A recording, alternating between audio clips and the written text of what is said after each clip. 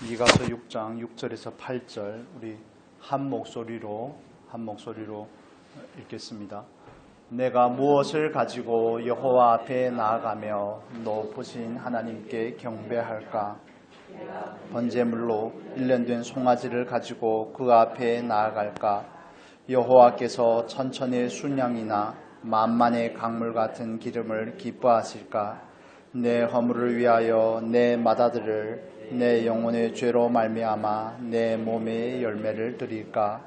사람아, 선한 것이 무엇임을 내게 보이셨나니 여호와께서 내게 구하시는 것은 오직 정의를 행하며 인자를 사랑하며 겸손하게 내 하나님과 함께 행하는 것이 아니냐. 아멘.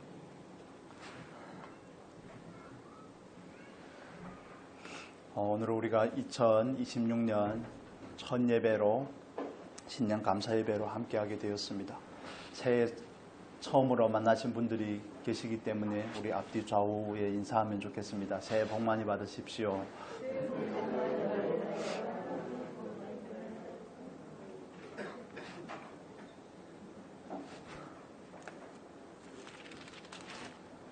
어, 2026년 하나님께서 우리 교회에 주신 표어는 이 앞에 있는 것처럼 주님과 동행하며 함께 세워지는 교회라는 표어입니다. 이 표어에 맞춰서 한 몇 주간 하나님의 말씀을 미가서를 통해서 살펴보려고 합니다.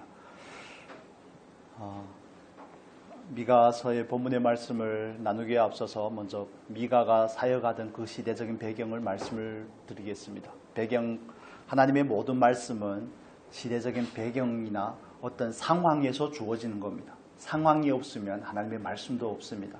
그래서 미가라는 선지자가 사역하던 그 시대적인 배경에 대해서 잠깐 말씀을 드리겠습니다. 미가는 기원전 8세기에 사역하던 선지자입니다. 기원전 8세기에 미가는 남유다에서 하나님의 메시지를 선포합니다. 여러분이 잘 아시는 것처럼 솔로몬 왕이 퇴위하고 나서 통일된 이스라엘은 두 개의 나라로 나뉘게 됩니다. 북이스라엘과 남유다로 나뉘게 되죠. 하나 되었던 통일 이스라엘 왕국은 두 개로 남유다와 북이스라엘로 나뉘게 되는데, 북이스라엘은 여로보암이라는 왕을 필두로 해서 세워지지만, 그러나 기원전 722년이 되면 결국 나라가 망하게 됩니다. 북이스라엘을 멸망시킨 나라는 아수르라는 나라입니다. 우리가 나훔서를 나눌 때 아수르에 대한 예언을 보면서 살펴봤던 것처럼 결국 기원전 722년에 북이스라엘은 아수르라는 나라에 망하게 되고, 아수르가 세력을 팽창함으로 인해서 남유다도 점점 그 위협권에 들어오게 되고 나라가 풍전등화와 같은 그런 상황을 맞이하게 됩니다. 우리가 열왕기를 읽으면서 히스기야가 하나님의 성전에 나가서 사네립이 준 편지를 가지고 기도하고 하나님께서 천사를 보내서 18만 5천이라는 군대를 쓸어버리고 하는 이런 일들이 아수르를 상대해서 일어나는 일들이죠. 그래서 유다는 지금 그 나라의 명문이 경각에 있는 겁니다.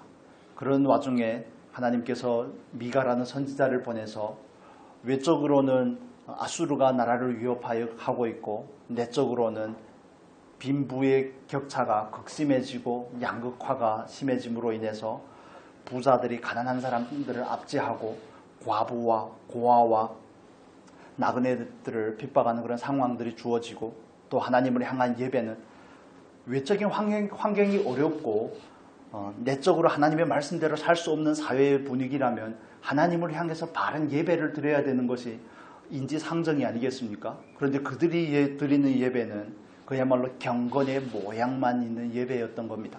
우리가 6절의 말씀에서 말하는 것처럼 6절에 이렇게 말하죠. 내가 무엇을 가지고 여호와 앞에 나아가며 높으신 하나님께 경배할까? 내가 번제물로 일련된 송아지를 가지고 그 앞에 나아갈까? 번제물로 드리는 일련된 송아지는 가장 좋은 송아지입니다. 일련된 흠없는 소를 드리는 것을 하나님께서 기뻐하시겠냐 하는 겁니다.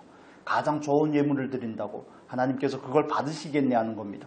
그 외적인 행위만 있는 것이 하나님을 기쁘시게 할 수 있냐 하는 것을 반문을 하는 거죠. 7절에 보면, 7절 우리 같이 한번 다시 읽겠습니다.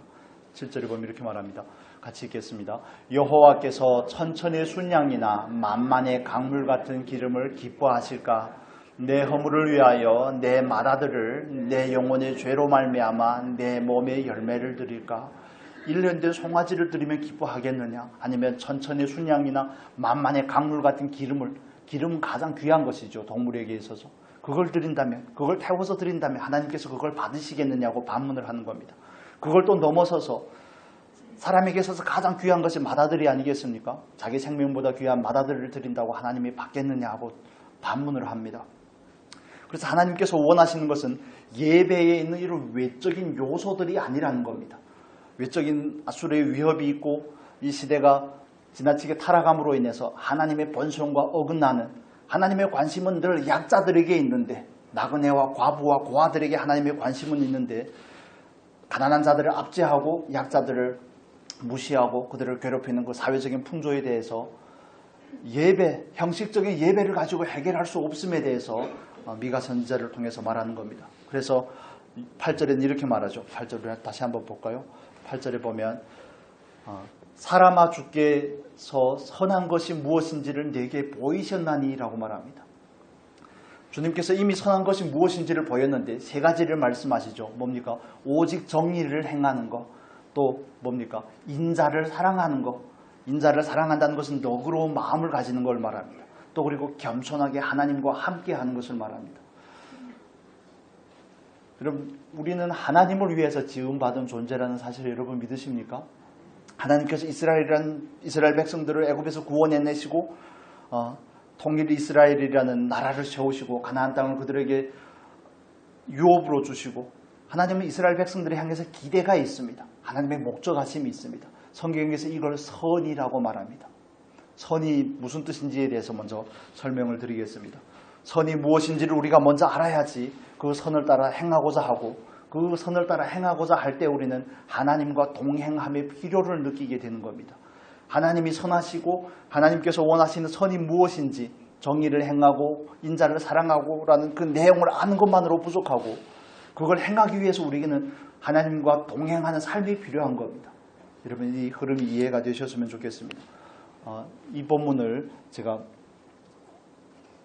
다른 번역으로 읽어드리겠습니다. 공동 번역으로 읽어드리면, 이 사람아 야훼께서 무엇을 좋아하시는지 무엇을 원하시는지 들어서 알지 않느냐? 정의를 실천하는 일, 기꺼이 은덕에 보답하는 일, 조심스레 하나님과 함께 살아가는 일, 그 일밖에 무엇이 더 있느냐? 그의 이름을 어려워하는 자에게 앞길이 열린다. 공동번역에는 이렇게 번역이 되어 있습니다. 정의를 행하는 것, 인자를 사랑한다는 이 부분은 뭐라고 번역했습니까? 기꺼이 은덕에 보답하는 일.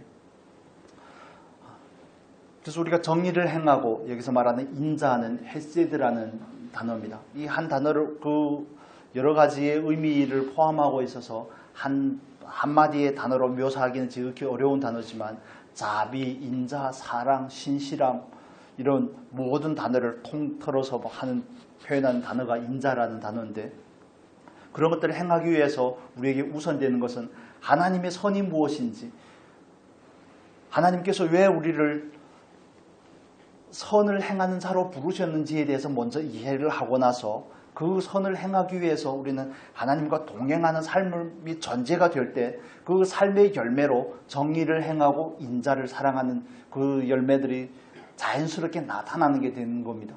정의를 행하고 싶다고 행할 수 있는 게 아니죠. 말씀대로 정의라는 것은 하나님의 말씀을 말하는 겁니다. 하나님의 공의를 말합니다. 우리가 말씀대로 살고 싶다고 해서 사라집니까? 사라진다고 대답을 하면 우리는 바리새인인 겁니다. 이해가 되십니까? 나는 살 수 있다고 말하면 아직도 자기의 연약함을 잘 모르는 겁니다. 내가 살 수 있다고 말하는 것은 아직도 육체의 본성을 깊이 만나지 못하고, 사도 바울이 했던 것처럼 오호라 나는 공고한 사람이로다 하는 그 말씀이 잘 이해가 안 되는 겁니다. 우리의 힘으로 말씀을 지킬 수 없습니다. 공의를 행할 수 없습니다. 이 마음이 얼마나 편파적인데요. 우리 안에는 사랑이 없습니다. 자기를 향한 사랑은 충만하지만 다른 사람을 사랑하고 하나님을 사랑하고 또 정말 다른 사람을 긍휼히 여기고 너그러이 여기는 그런 마음들이 우리에게는 없습니다.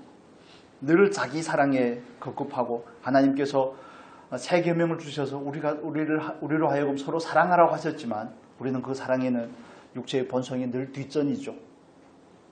그래서 그런 삶의 구체적인 행함과 열매가 있기 위해서 우리는 먼저 하나님과 동행하는 삶이 전제가 되어야 된다는 겁니다.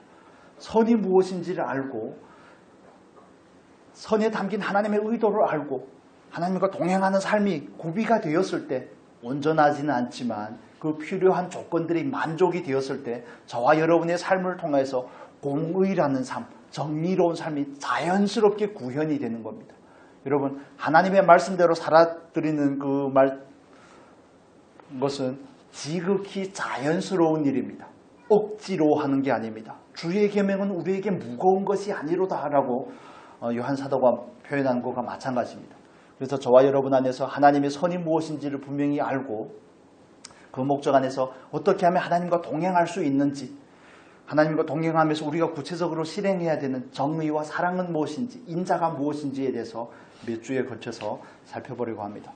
여러분, 우리가 하나님은 선하십니다 라는 표현을 많이 하는데 여러분, 하나님의 선하심을 믿으십니까? 하나님은 선하십니다. 이걸 성경에서는, 구약 성경에서는 토부라는 단어를 가지고 표현을 합니다. 이 뜻이 무엇인지 자세히 살펴보도록 하면 좋겠습니다. 여기서 말하는, 구약에서 표현하는 선하다는 단어는 토부라는 단어인데 이건 여러 가지 경우를 포함이 된 것을 의미합니다. 하나님께서 선하시다는 것은 하나님께서 모든 것을 당신을 위한 목적 안에서 지으셨다는 의미를 가지고 있습니다. 그래서 이 토부라는 단어가 7번이나 사용이 되는 게 창세기 1장입니다. 1장 4절에서 빛이 있으라 하며 빛이 있으니 하나님께서 보시기에 좋았더라. 4절에도 말하고 10절에도 말하고 이렇게 천지 만물을 창조하시고 마지막 날에 사람을 지으시고 나서는 뭐라고요? 허벌나게 좋았더라. 그게 하나님의 목적대로 되어졌다는 겁니다. 하나님의 의도하신 바대로 되었다. 천지 창조가 지극히 아름다울 뿐만 아니라 먼저 3일 동안은 공간을 지으시고 그 후에 3일은 그 공간에 거할 내용물들을 만드시고 마지막에 하나님의 형상을 닮은 지극히 아름답고 존귀한 존재인 사람을 만드시고 나서 하나님께서는 정말 만족스럽다. 정말 내가 원하는 대로 되었다가 토부가 가지는 의미입니다. 그래서 모든 것이 하나님께서 원하시는 대로 되어질 때 그걸 우리는 뭐라고 말한다고요? 선하다고 말하는 겁니다. 그래서 하나님은 선하십니다라는 뜻은 모든 것이 하나님의 뜻대로 되어지는 것을 나는 믿습니다라는 그 고백이 거기에 있는 겁니다.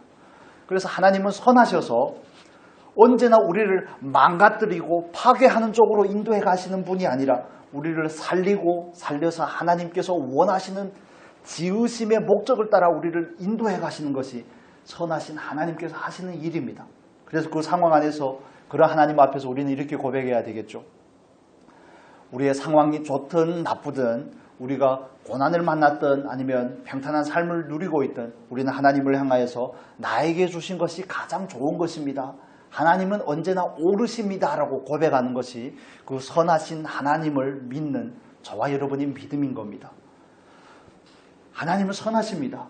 그래서 하나님은 하나님의 목적 안에서 저와 여러분을 지으시고 그 목적 안에서 살아가는 것이 가장 좋다는 것을 성경을 통해 우리에게 반복해서 어필하고 계십니다.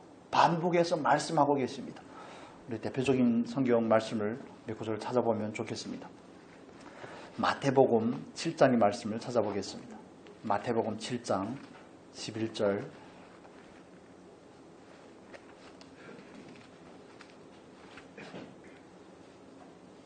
마태복음 7장 10절에서 11절 보겠습니다.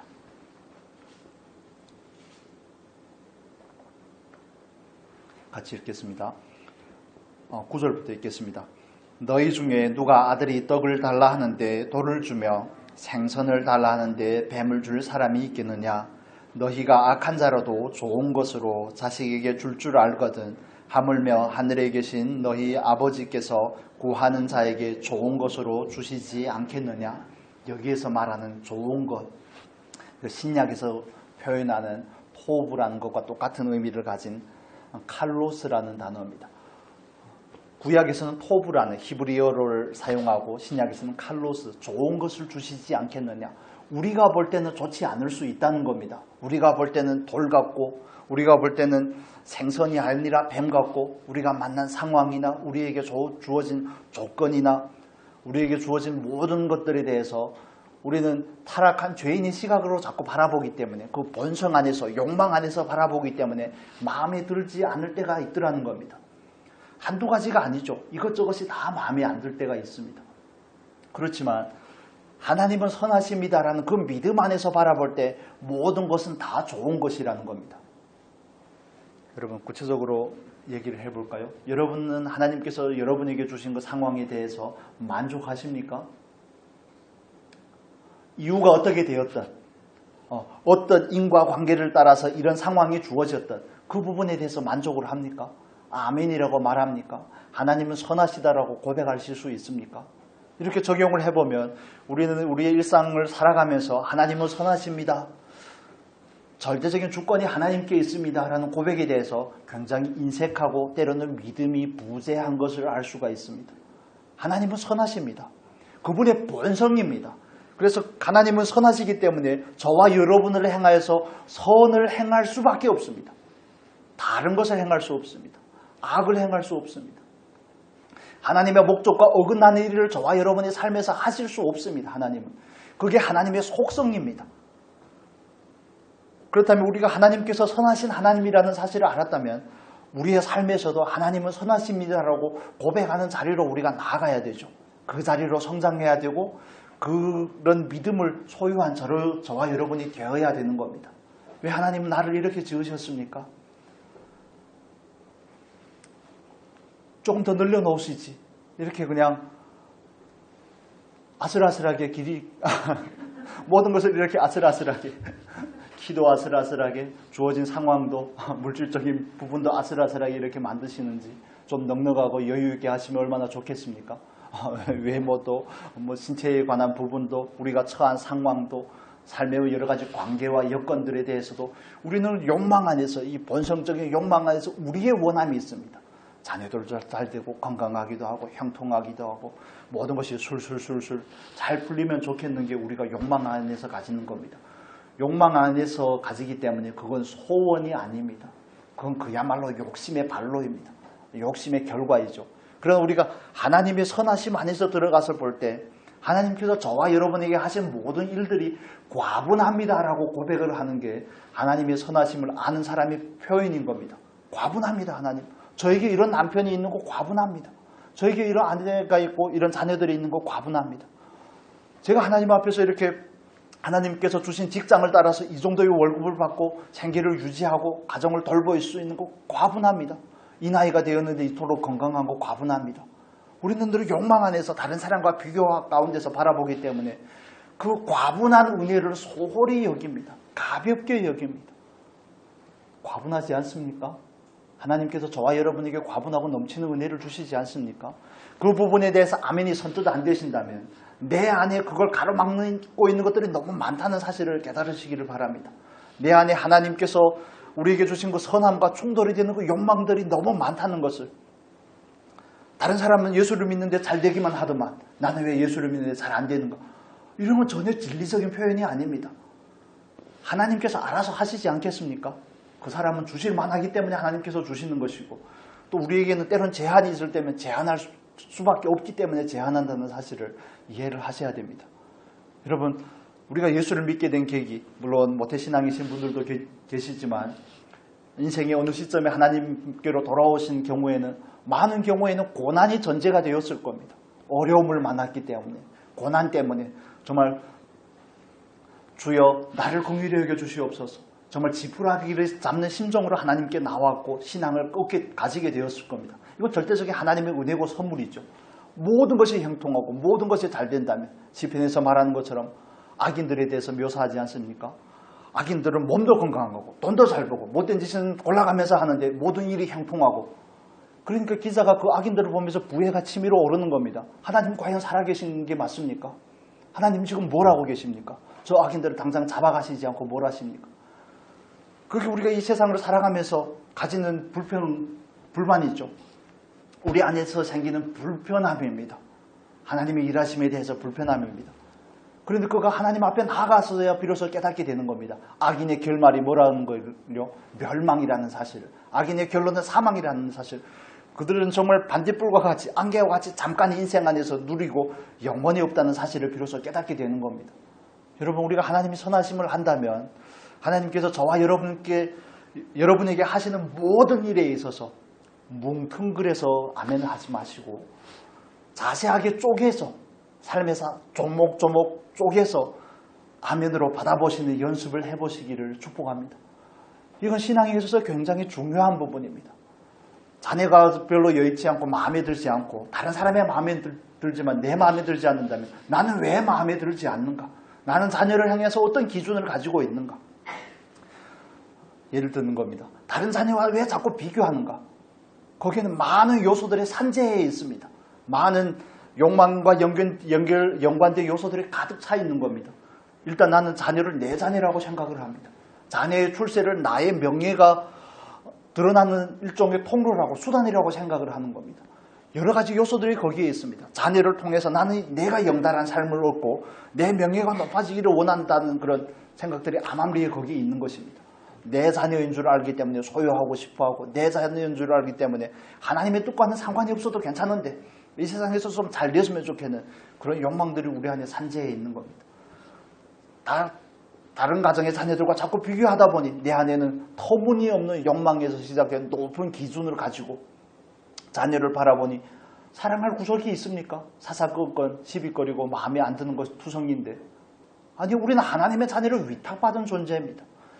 진리 안에서 다시 돌아다 볼 때 내가 가진 욕망 안에서 자녀를 얼마나 핍박을 하고 자녀에게 얼마나 부당한 요구를 하고 자녀에게 얼마나 무거운 짐을 지웠는지를 자녀를 얼마나 노엽게 했는지를 비로소 발견이 되는 겁니다. 부모에 대해서도 마찬가지죠. 하나님께서 우리에게 부모를 주신 거 공경하라고 주신 겁니다. 맨날 얻어먹고 섬김을 받으라고 준 게 아닙니다. 어릴 때까지만 유효하죠. 그런데 요즘엔 아들, 딸을 시집 보내고 장가 보내고 하면 딸보다는 아들이 더 무섭다네요. 집에 오면 기둥뿌리를 뽑아간다고. 그냥 지나가는 말로 딸만 있으신 분들은 좋겠습니다. 그런 얘기들을 종종 심심찮게 하죠. 자녀가 되어서 부모에게 늘 섬김을 받으라고 하나님은 만들지 않으셨습니다. 공경하라고 만드셨죠. 철이 들였으면 이제는 입장을 바꾸라고 했는데도 그게 그렇게 되지 않죠. 욕망 안에서 늘 부모로부터 그 내리사랑을 원하고 부모를 공경하고 생활비를 예를 들면 생활비를 정기적으로 정해서 드린다든지 이런 일들에 대해서는 할 수도 있고 못할 수도 있겠죠. 상황에 따라서. 그런 부분들에 대해서는 전혀 부담을 가지지 않고 정말 여러 가지 많은 경우들을 적용할 수 있을 겁니다. 왜 우리 부모는 나에게 뭘 잘 안 해주냐. 갑자기 저희 사촌동생 생각이 나는데 한국에 와서 한 10년 가까이 일하면서 직장 생활을 하면서 돈을 꽤나 모았습니다. 그래서 그 돈을 가지고 집을 샀죠. 집을 사는데 저희 이모님이 이제는 연세도 있고 형편이 안 되니까 도와줄 수 없으니까 엄마를 향해서 투덜거리는 겁니다. 다른 집은 자녀들이 집을 산다고 그러면 얼마 도와도 주던데 나는 왜 오롯이 내가 돈을 모은 돈으로 샀느냐 그런 얘기를 하더라고요. 그런데 마침 제가 그걸 들었습니다. 절대 가만 놔둘 수가 없죠. 참견을 해야 되죠. 정신머리 없는 놈아, 너를 낳아준 게 내 부모인데 지금 뭔 소리를 하고 있냐고. 내 부모가 여기 한국에 와서 귀화를 했기 때문에 네가 한국에 올 수 있었고 그래서 엄마에게서 먹고 자고 생활비 한 푼이라도 내봤냐는 등 설교를 한참 또 하다가 정신을 차리라고 이제는 30이 다 돼가지고 정신을 못 차리고 있다고. 그렇습니다. 이 본성이라는 욕망은 그렇습니다. 하나님께서 주시든 누가 주든 모든 것이 그렇게 썩 만족스럽지 않습니다. 무적행과 같습니다. 욕망의 깊이는 무적행과 같습니다. 채워지지 않습니다. 그러나 우리가 하나님 앞에서 하나님의 선함을 인정하는 하나님의 자녀로 산다는 것은 그 말씀 앞에 나를 굽히는 겁니다. 그 말씀 앞에 나를 제한하는 겁니다. 하나님께서 우리를 제한하는 그 제한하심 앞에 아멘이라고 말하는 겁니다. 모든 게 다 좋으면 좋겠죠. 그렇지만 과연 그렇다면 우리가 하나님을 이 정도라도 사랑할 수 있고 사모할 수 있을까요? 놀게 바쁠 겁니다. 아마 쌓인 돈을 쓰기에 급급할 겁니다. 일본도 갔다 말레이시아도 갔다 어디든지 뭐 중상청 다니겠죠. 200여 개 나라가 있는데 어디를 안 가고 싶겠습니까? 별것도 다 먹어보고도 싶고 뭐 별 얘기가 다 나오는데 그렇습니다. 여러분 우리는 하나님의 말씀 앞에 가서 엎드려야 되는 겁니다. 하나님은 선하시고 하나님의 목적 안에서 나를 선하게 지으셨고 나로 하여금 하나님 앞에 선을 행하는 삶으로 살라고 우리를 부르셨다는 사실. 가치관이 말씀 안에서 바로 정리가 되고 그 가치관에 동의가 되면 우리 안에서 그 가치관에 동의하지 않는 부분들에 대해서 한 가지씩 처리해 나가야 되는 겁니다. 하나님의 말씀과 어긋나는 그 욕망들에 대해서 하나하나씩 우리 교회도 십자가를 하나 걸까 싶습니다. 십자가에다 못 박아야 되는 겁니다. 썩어져 가는 옛사람의 구습을 쫓는 것이 아니라 말씀에 근거하여 나의 그 욕망들을 십자가에 내어 주어야 되는 겁니다. 그리스도 예수의 사람들은 뭐라고요? 그 정과 욕심을 십자가에 못 박았느니라는 그 고백. 이 저와 여러분의 삶에 있으면서 하나님께서 나에게 주신 은혜가 큽니다.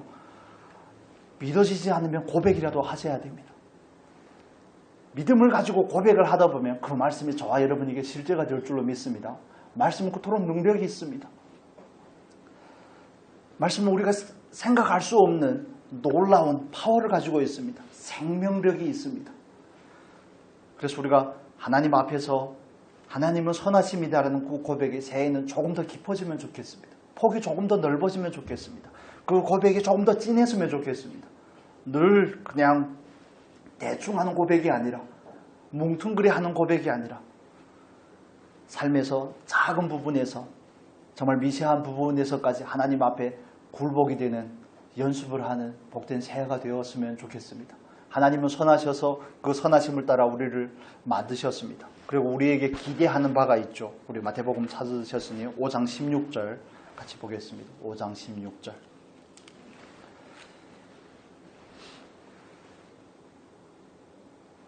같이 읽겠습니다. 이같이 너희 빛이 사람 앞에 비치게 하여 그들로 너희 착한 행실을 보고 하늘에 계신 너희 아버지께 영광을 돌리게 하라. 여기서 번역한 착한, 이건 칼로스라는 선하다는 뜻을 가진 단어입니다. 하나님은 선하시기 때문에 그 선하신 목적 안에서 우리를 지으셨고 우리로 하여금 살아가면서 뭘 하라고요? 착한 행실로 하나님께 영광을 돌리는 삶을 살라고 우리를 초대하고 계십니다. 그래 우리에게 요구되는 것은 선한 행실입니다. 우리는 하나님의 형상을 입고 하나님의 목적 안에서 지음을 받았기 때문에 우리는 하나님께 선한 행실, 착한 행실을 하기 위해서 이 땅에 보내진 겁니다. 하나님의 자녀로 부름을 받은 겁니다. 여러분 그 사실을 믿으시기를 바랍니다. 우리 에베소서 2장에 보면 2장 10절 우리가 잘 아는 말씀이죠. 에베소서 2장 10절에도 이렇게 말씀을 합니다.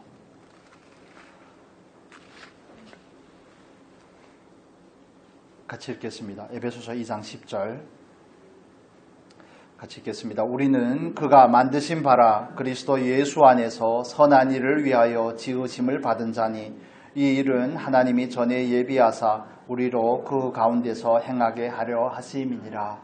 아멘. 우리는 선한 일을 위하여 지음을 받았다고 말합니다.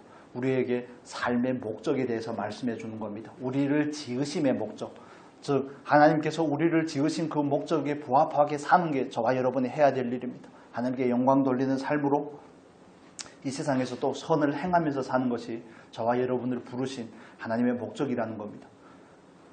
그 선은 또한 하나님의 뜻이기도 합니다.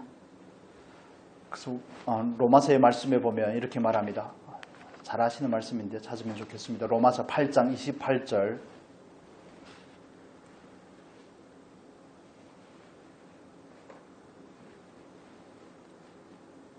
로마서 8장 28절 같이 읽겠습니다. 우리가 알거니와 하나님을 사랑하는 자 곧 그의 뜻대로 부르심을 입은 자들에게는 모든 것이 합력하여 선을 이루느니라.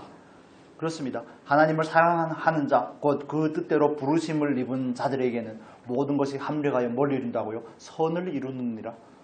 하나님의 선을 위해서 우리를 지으셨고 우리의 모든 삶을 통해서 하나님은 하나님의 선을 이루어가는 겁니다. 우리의 욕심이나 우리의 원함을 이루어가는 것이 아닙니다. 그걸 성취해가는 것이 아닙니다. 하나님은 그런 일에 관심이 없으십니다.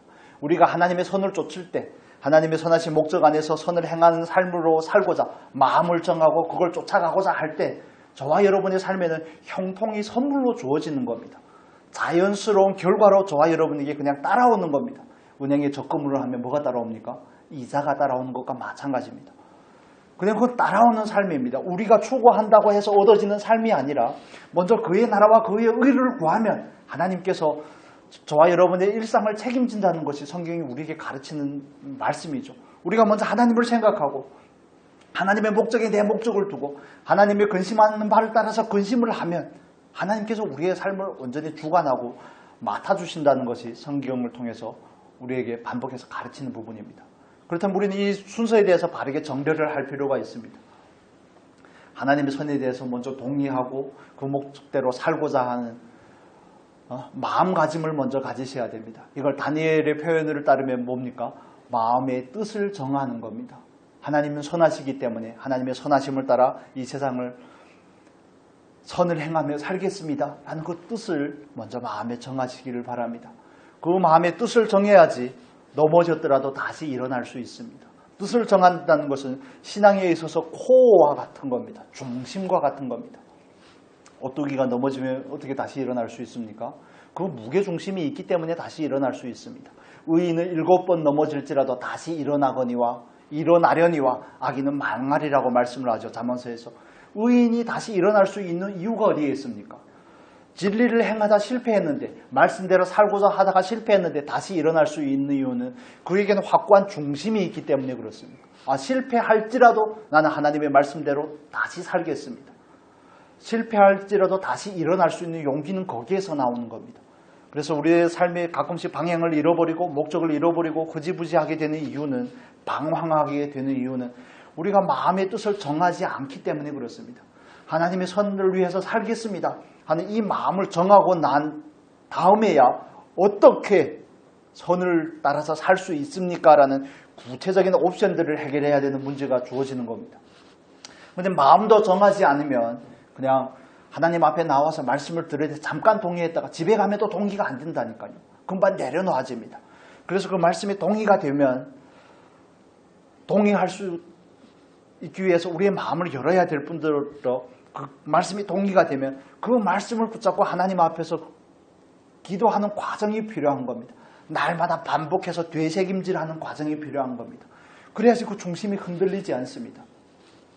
여러분, 연세가 들어가면 중요한 것은 근육의 유무미, 근육이 있느냐 없느냐가 굉장히 중요한 겁니다. 적금보다 더 중요한 게 근육이라 그러더라고요. 그런데 인체 근육 가운데서 가장 중요한 것은 코어 근육입니다. 허벅지, 여기부터 허벅지까지를 코어라고 그러죠. 코어가 탄탄해야지 허리도 휘지 않고 걸음걸이도 바르게 되는 겁니다. 그것과 마찬가지입니다. 바른 일상생활을 하고 건강한 걸음걸이나 그런 생활을 하기 위해서는 코어 근육이 그만큼 중요한 것처럼 우리가 그리스도인으로서 하나님의 자녀로서 정말 7번 넘어질지라도 다시 일어나는 삶을 살기 위해서는 하나님의 목적에 우리의 목적을 맞추고자 하는 그 마음의 결단이 필요한 겁니다. 마음을 먹고 뜻을 정하는 게 필요한 겁니다. 넘어질 수 있죠. 얼마든지 넘어지셔야 됩니다. 얼마든지 넘어질 수 있습니다. 우리의 연약함을 합리화하려고 하는 것은 아니지만 얼마든지 넘어질 수 있습니다. 그러나 넘어지고 그냥 엎드려서 그냥 퍼져 있는 것과 다시 일어나는 것은 전혀 다른 겁니다. 이참에 그냥 푹 쉬자, 이건 다른 거라는 겁니다.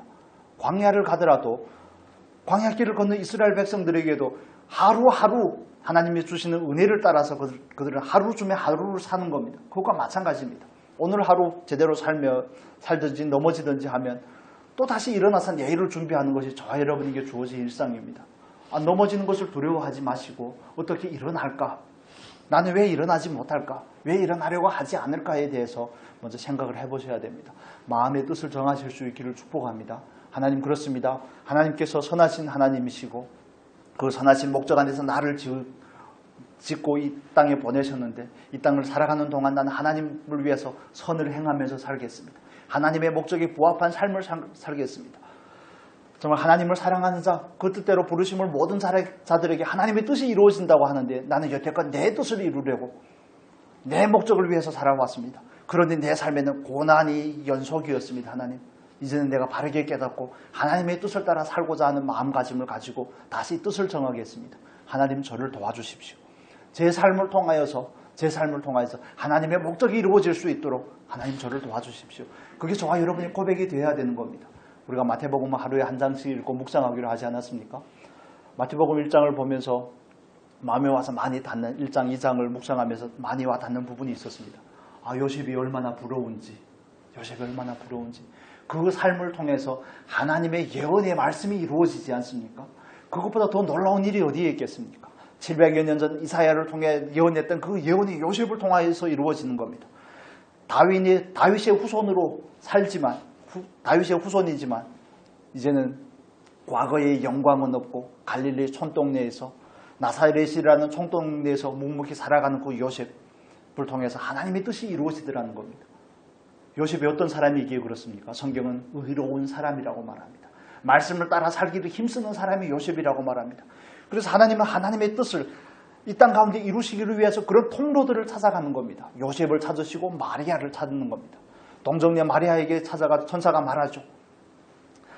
처녀가 잉태하여 네가 이제는 잉태하여 아들을 낳을 것이라는 그 얘기를 수태고지에 대해서 얘기를 합니다. 그럴 때 누가복음 1장 38절입니다. 거기서 마리아가 뭐라고 말합니까? 주의 계집종이오니 주의 말씀대로 이루어지이다. 아무나 통해서 하나님의 뜻이 이루어지는 게 아닙니다. 하나님은 하나님의 뜻을 이루기 위해서 오늘도 그 열심을 가지고 나아가는데 그 뜻을 이루는 통로가 되는 사람들이 지극히 적더라는 겁니다.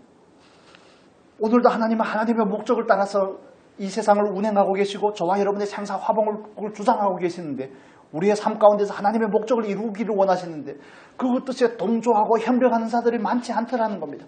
늘 엇나가더라는 겁니다. 늘 반대로 행하고 반역하더라는 겁니다. 호세아 선지자에서 말하는 것처럼 하나님의 뜻에 반해가는 존재가 되더라는 겁니다. 그건 고난을 자초하는 일입니다. 짧은 인생 그러면 고난을 자초하고 고난을 경과하다 보면 인생이 끝날 날이 있겠죠. 정말 하나님의 뜻에 순종하고자 하는 것은 일종의 지혜라는 사실에 대해서 바르게 이해하시면 좋겠습니다. 언제까지 내 목적, 내 원함, 내가 중심이 되는 삶을 살고자 하시겠습니까? 하나님의 선함에 우리의 목적을 다시 돌이켜야 되지 않겠습니까? 하나님 앞으로 다시 돌아와야 되지 않겠습니까? 내 생각을, 내 목적을, 삶의 의미를 다시 말씀 앞에 와서 다시 정례를 해야 되지 않겠습니까? 그러지 않으면 우리는 결국 하나님과 싸우는 것밖에 더 되지 않습니다. 안타까워 그러는 겁니다. 하나님의 목적을 무시하고 살아가는 인생에 편할 날이 없죠. 하나님께서는 이스라엘 백성들을 광야를 통과해서 가나안 땅에 들이기를 원하는데 이스라엘 백성들을 맨날 원망합니다. 맨날 불평합니다. 맨날 하나님을 향하여 하나님이 세우신 사람 모세를 향해 삿대질을 합니다. 애굽에 있었으면 좋으련만 거기에는 부추도 있고 오이도 있고 마늘도 있고 애굽을 추억하면서 오늘날 하나님이 주는 은혜에 대해서는 무시하고 하나님의 목적에는 전혀 무관심한 채로 사니 그들에게 주어지는 건 뭡니까? 광야에서의 멸망입니다. 광야에서의 40년이라는 유리 방황하는 시간입니다. 하나님의 뜻을 떠난 삶은 유리 방황입니다. 가인에 대해서도 설명을 드렸죠. 동생을 죽인 가인에게 주어진 것은 유리 방황하는 삶이라고요. 하나님의 뜻과 어긋나게 사는 삶, 성경에서 말하는 그 저주의 자리, 에덴의 동쪽에 처하는 자리가 그 자리인 겁니다. 여러분 제발 마음을 정하셨으면 좋겠습니다. 언제까지 하나님과 항거하면서 사시겠습니까? 하나님의 뜻에 내려놓지 못한 부분들을 내려놓고자 하는 그 마음을 정하시면 하나님께서 저와 여러분 안에서 역사하십니다. 그 사실을 믿으시기를 축복합니다. 우리가 그 사실에 동의하지 않고 있으니 하나님은 오늘도 우리를 설득하기에 급급하신 겁니다. 그 열심을 내서 남편인 호세아를 버리고 자꾸 이방 외간 남자를 찾아가는 그 고멜에게 담을 치고 가시덤불을 놓고 그를 회유하고 하는 그 일을 반복해서 하다 보면 설득하는 일이 우리가 설득이 되지 않으면 설득하는 일에 하나님의 모든 에너지가 다 소비가 됩니다. 그뿐입니까? 저와 여러분에게 주어진 기회와 시간들을 점점 잃어버리게 됩니다. 그러면 하나님은 또 우리를 사랑하기 때문에 또 설득하겠죠. 또 우리를 회유하겠죠. 또 우리를 어떻게 하든지 말씀 앞으로 돌아오라고. 하나님은 떠난 자리는 사망이라고. 하나님을 저항하는 그 자리에는 아무런 좋은 것도 없다고 우리에게 말씀하시겠죠. 그러다 보면 우리의 인생은 어느 날 종점을 향해 치닫게 되는 것입니다. 그래 그 삶의 마지막 자리에서 우리가 돌아다 볼 때 아픔과 슬픔과 회한 때문입니다. 슬피 울며 이를 갈미 있는 것입니다. 하나님의 선하심을 믿으시고 하나님의 선하심에 온전히 나를 맡겨드릴 수 있는 마음을 정하시는 저와 여러분이 될 수 있기를 축복합니다. 하나님의 선하시다는 것은 그분이 신실하다는 것을 의미하는 겁니다. 하나님은 하나님의 목적을 절대 바꾸지 않습니다. 천지는 없어지겠거니와 하나님의 말씀의 1.16이라도 없어지지 아니한다고 말씀을 합니다. 그런데 그 하나님을 바꿔보려고 필생의 노력을 하고 있으니 얼마나 어리석은 태도입니까? 그게 아니라 하나님께서 저와 여러분에게 주신 삶에 대해서 순응하는 것이 무엇인지를 배우시기를 축복합니다. 그걸 순응하기 위해서 오늘 본문의 말씀이 우리에게 말씀해 주는 건 뭡니까? 겸손하게 합니다. 하나님과 동행하기 위한 1차적인 전제로서 겸손하게 합니다. 인생의 주인이 내가 아니라는 사실, 인생이 내 마음대로 되어지지 않는다는 사실을 통해서 비로소 겸손을 배우게 되는 겁니다. 내 마음대로 되지 않는 거구나.